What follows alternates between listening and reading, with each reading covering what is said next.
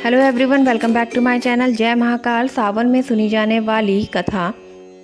भगवान शिव को यह बात पता नहीं थी, उनका एक पुत्र है जिसका निर्माण माता पार्वती ने किया है। भगवान शिव माता पार्वती से मिलने आने वाले होते हैं। यह खबर सुनकर माता पार्वती स्नान करने चली जाती हैं, लेकिन उस समय कोई गण उपस्थित न होने के कारण वो गणेश को पहरेदारी के लिए खड़ा करके जाती हैं कि कोई अन्य प्रवेश ना कर सके। इसके पश्चात भगवान शिव वहां पहुंचते हैं और अपनी गुफा में जाने का प्रयास करते हैं। गणेश जो द्वार पर पहरेदारी कर रहे होते हैं वो शिवजी को अंदर जाने से रोकते हैं। शिवजी को आश्चर्य होता है, यह बालक कौन है जो उन्हें उनके ही निवास स्थान पर जाने से रोक रहा है। कौन हो तुम धूर्त बालक जो इस तरह से बात कर रहे हो? हम स्वयं ही भीतर जाकर देवी पार्वती से पूछते हैं, यह बालक कौन है जो हमारे द्वार पर हमारा रास्ता रोक के खड़ा है?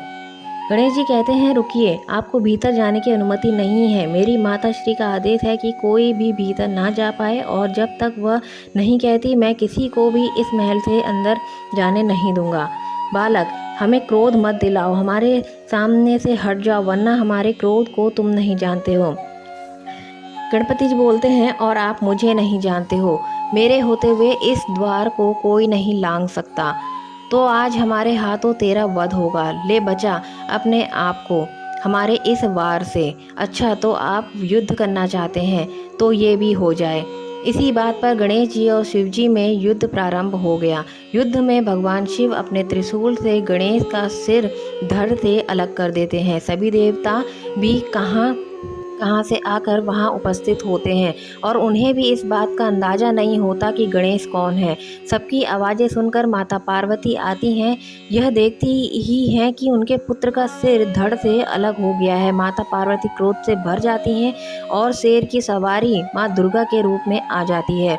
उन्होंने अपनी सभी शक्तियों को प्रकट कर प्रलय मचाने का आदेश दिया। शैलपुत्री, ब्रह्मचारिणी, कुष्मांडा, स्कंद माता, कात्यायनी, कालरात्रि, महागौरी, सिद्धदात्री, मेरी 9 शक्तियां प्रकट हो। देखते ही देखते माँ दुर्गा की 9 रूप 9 देवियां प्रकट हो गईं।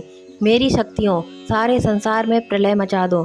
सबसे पहले उनका विध्वंस करो जो मेरे पुत्र को मारकर आनंद मचा रहे हैं, विजय उत्सव मना रहे हैं। स्वजन परिजन का भेद भुलाकर जो मिले उसे तुरंत यमपुरी पहुंचा दो। जो आज्ञा मातेश्वरी। सभी देवी शक्तियां संपूर्ण कैलाश सहित पूरे ब्रह्मांड में विध्वंस करने लगी। संपूर्ण ब्रह्मांड में कोलाहल मच गया। सभी ऋषिगण और देवतागण माता से प्रार्थना करने लगे, हे मातेश्वरी, शांत हो जाइए, नहीं तो अनर्थ हो जाएगा। यह पूरी सृष्टि आपके क्रोध की ज्वाला से भस्म हो जाएगी। जब तक मेरा पुत्र जीवित नहीं होता तब तक चारों ओर ऐसी ही तबाही मची रहेगी। अब तो भोलेनाथ ही कुछ कर सकते हैं। हम सभी को उनके पास चलना चाहिए। सभी देवतागण और ऋषिगण भगवान भोलेनाथ के पास जाते हैं। हे महादेव, माँ पार्वती का क्रोध बढ़ता ही जा रहा है। उनकी 9 शक्तियाँ पूरे ब्रह्मांड का विध्वंस कर देंगी। कुछ कीजिए प्रभु, उनका क्रोध शांत करने के लिए कुछ कीजिए। माँ पार्वती ने कहा, जब तक गणेश को पुनर्जीवन नहीं मिल जाता तब तक उनका क्रोध शांत नहीं होगा। अगर गणेश को पुनः जीवन नहीं मिला तो सर्वनाश हो जाएगा। आप चिंता मत कीजिए, मैं इस समस्या का समाधान सोच चुका हूँ। पर महादेव, आप बालक गणेश को पुनः जीवित कैसे करेंगे? बालक गणेश का मस्तक तो अपने त्रिशूल के प्रहार से क्षति विक्षत हो गया है। अवश्य होगा। मैं मधुसूदन आपको आज्ञा देता हूँ, आप उत्तर दिशा की ओर जाइए और जो भी प्राणी आपको सबसे पहले दिखाई दे उसका मस्तक काट कर ले आइए। भगवान श्री हरि विष्णु उत्तर दिशा की ओर प्रस्थान करते हैं। उत्तर दिशा का अवलोकन करने पर भगवान श्री हरि विष्णु को सबसे पहले दिखाई देने वाला प्राणी एक हाथी था, जो वास्तव में देवराज इंद्र का श्रापित हाथी ऐरावत था। श्री हरि विष्णु मुस्कुराए और उस हाथी के समीप गए। हाथी ने विष्णु जी को नमस्कार किया, मानो वह खुद ही इस श्राप से मुक्त होने की कामना कर रहा था। इसी क्षण श्रीहरि विष्णु ने अपने सुदर्शन चक्र से उसका शीश काटकर उसे मुक्ति प्रदान की। ऐरावत हाथी श्राप से मुक्त हो गया और अपने असली रूप में आकर स्वर्ग को लौट आया। भगवान विष्णु हाथी का मस्तक लेकर कैलाश लौट आए। उसके पश्चात भगवान शिव गणेश के धड़ से हाथी का मस्तक जोड़ दिया। भगवान गणेश जीवित हो उठे और माता पार्वती का क्रोध शांत हो गया। सभी देवी देवता भगवान गणेश को अपना अपना आशीर्वाद देते हैं। पुत्र गणेश, मैं तुम्हें वरदान देती हूँ कि संसार में अब से तुम प्रथम पूजनीय कहलाओगे।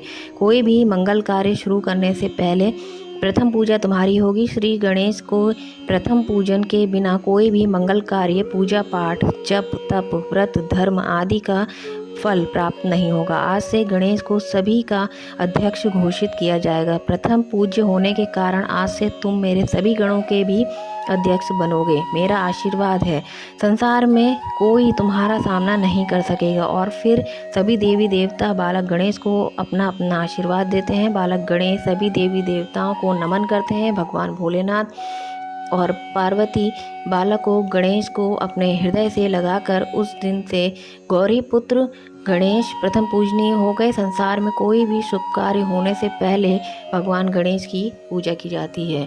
तो दोस्तों, वीडियो पसंद आई हो तो लाइक शेयर कमेंट करें, सब्सक्राइब जरूर करें। जय Mahakal. Thank you for watching.